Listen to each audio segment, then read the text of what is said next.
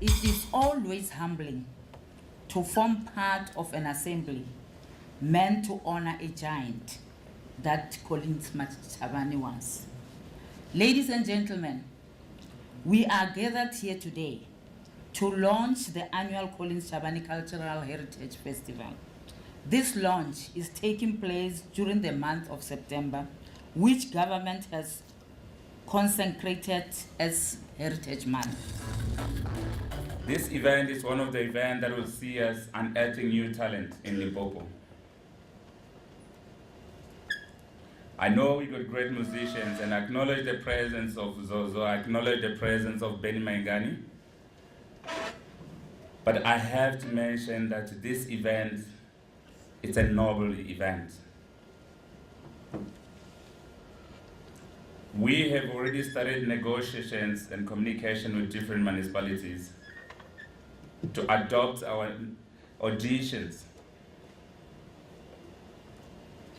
And we can assure you, I know that a lot of people will interpret this wrongly, but I have to assure everybody here, come the 3rd of April, Malamlele Stadium will never be the same. As a family, we are still in mourning. We're still in the mourning period. We don't know how long it will take us to mourn a giant like our brother Collins Chabane. It may take us longer than we can imagine. I met Mr. Chabane in Zimbabwe because I used to play with Collins Chabane, with Thomas Mafumu.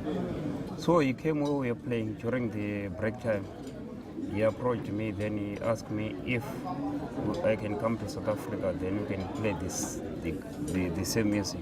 I started at university, was studying science, and I think he was going to be a great scientist. But he chose to be a freedom fighter, and he was a good one. And he served in the ANC leadership and in government leadership.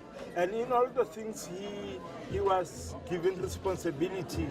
He served with distinction, with a sense of discipline, a sense of focus and drive. And I think Collins has been like that, and at the same time remaining very humble.